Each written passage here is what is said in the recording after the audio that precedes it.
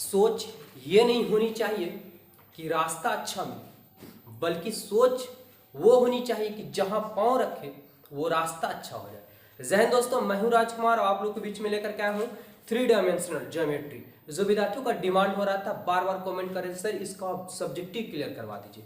तो फाइनली हम आप लोग के बीच में सब्जेक्टिव लेकर के आए हैं, बिल्कुल सब्जेक्टिव।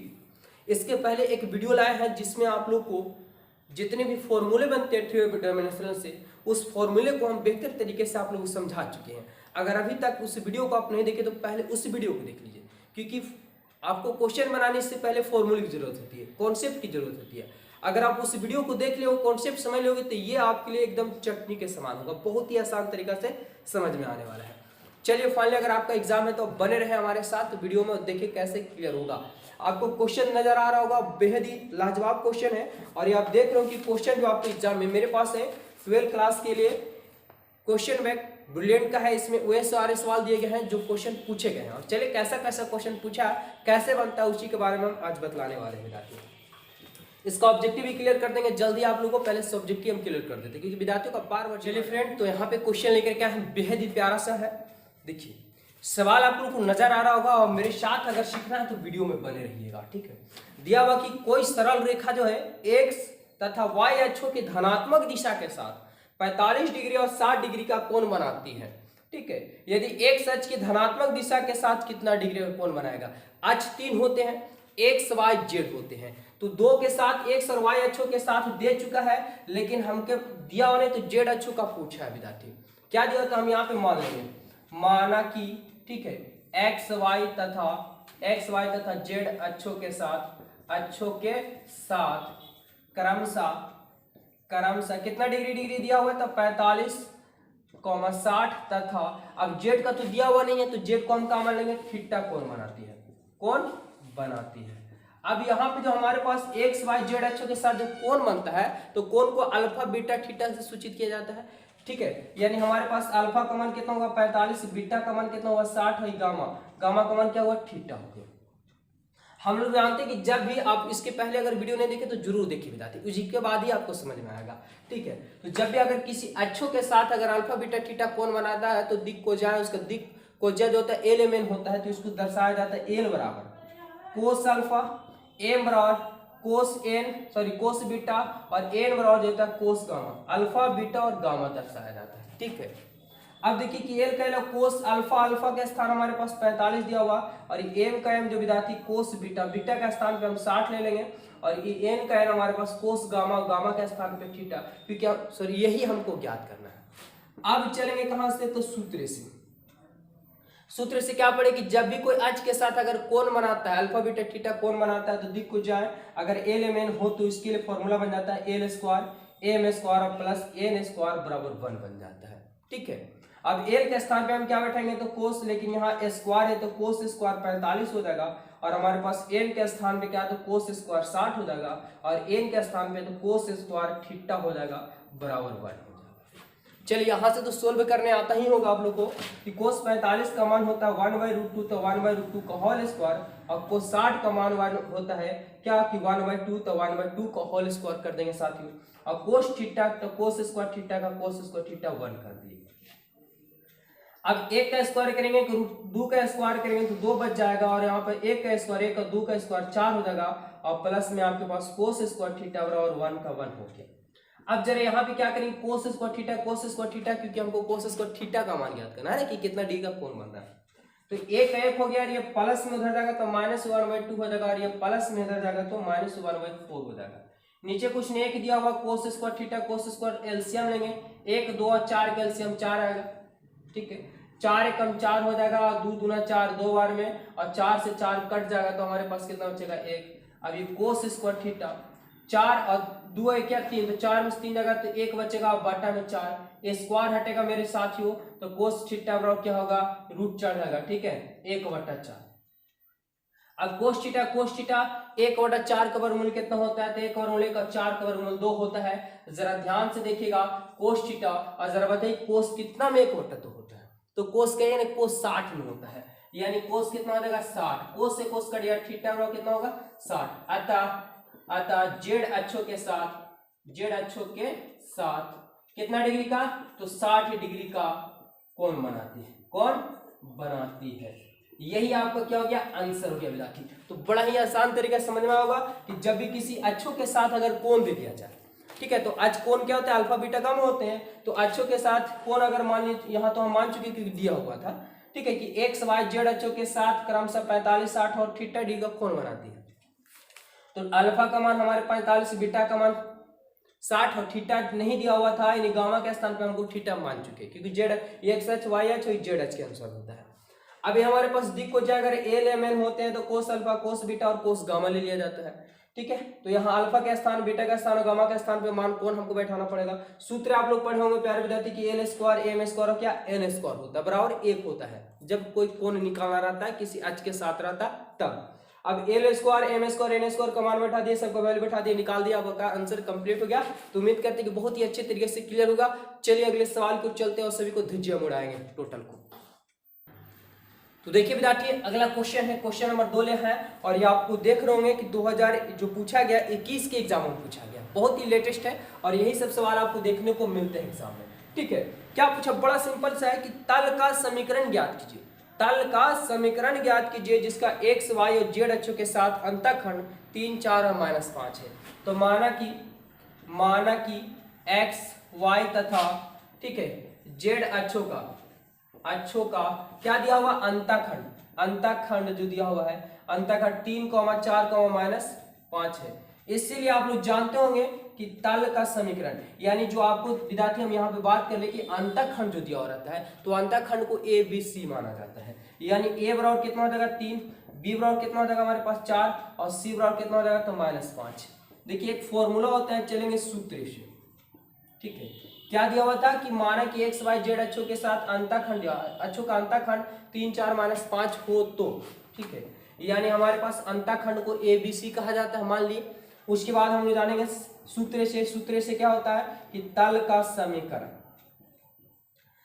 समीकरण सभी को पता होगा, नहीं पता हो तो जान लीजिए। क्या होता है कि एक्स बटे और प्लस वाई बटा बी और प्लस जेड बटा सी और बराबर 1 होता है साथियों, ठीक है। यही होता है तल का समीकरण। अब एक्स बटा ए, तो ए के स्थान पे हमारे पास 3 दिया हुआ क्योंकि अंतःखंड होते हैं, वाई बटा बी और बी के स्थान पे 4 हो जाएगा और प्लस जेड और सी के स्थान पे -5 हो जाएगा बराबर 1। लेकिन आपको ऐसे आंसर नहीं छोड़ना है, आपको समतल रूप में तोड़ना, क्योंकि तल के रूप में छोड़ना है, simple X plus Y plus Z के रूप में करना है। तो क्या करेंगे? 3, 4 और 5 के एलसीएम लीजिए, जरा बताइए कि कितना आएगा। तो 3, 4 और 5 के एलसीएम जो आएगा विद्यार्थी 3, 5, देखिए तो कितना से कटेगा? नहीं कटेगा, कोई भी नहीं कट रहा। तो 4, 3, 12, 12, 25, 60 एलसीएम आएगा। काटेंगे 3 से भागा तो 20 बार कटेगा, तो 20x हो जाएगा।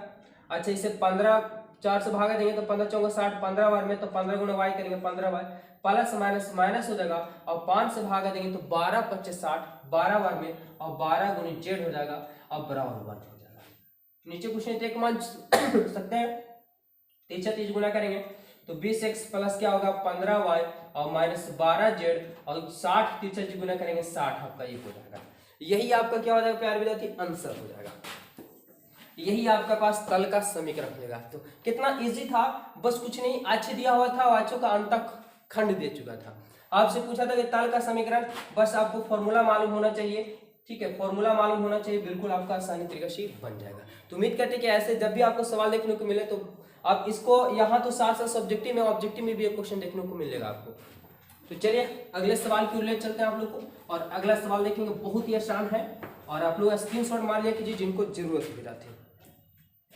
सवाल दिया हुआ है कि उस तल का समीकरण ज्ञात कीजिए, फिर से दे चुका है कि उस तल का समीकरण ज्ञात कीजिए जो एक्स वाई और जेड अक्षों पर क्रमशः 2, 3, 4 अंतःखंड काटता है। ठीक है, बहुत ही आसान है, घबराने की जरा से भी जरूरत नहीं मेरे साथियों, बिल्कुल वही चीज है। तो फिर से करेंगे, ये तो हमें लग रहा है कि छोड़ दे क्योंकि आप लोग खुद बना लीजिएगा, अभी जस्ट पढ़ के गए वही चीज दिया हुआ। क्या करेंगे? माना कि एक्स वाई तथा जेड अक्षों का, ठीक है, जेड अक्षों का अंतःखंड जो दिया हुआ है, अंतःखंड क्या दिया हुआ आपके पास? अंतःखंड जो दिया हुआ विद्यार्थी देखिए कि 2, 3 और 4 है। तो बताइए कि ए बराबर कितना हो जाएगा 2, बी बराबर कितना हो जाएगा 3 और सी बराबर कितना हो जाएगा 4। आपसे पूछा था तल का समीकरण, तो डायरेक्ट लिखेंगे तल का समीकरण, समीकरण क्या होता है तल का, तो बिल्कुल पढ़े कि x बटे होता है, y बटा b होता है और प्लस z बटा c होता है बराबर 1 होता है, यही ना होता है। x a का मान हमारे पास 2 दिया हुआ अंतःखंड, y b का मान 3 दिया हुआ है और z और c का मान हमारे पास 4 दिया हुआ बराबर 1। 3 4 और 2 का एलसीएम, तो 4 3 12 नहीं कटेगा, हमारे पास गुना हो जाएगा, 2 से भागा देंगे 6 बार में 6 हो गया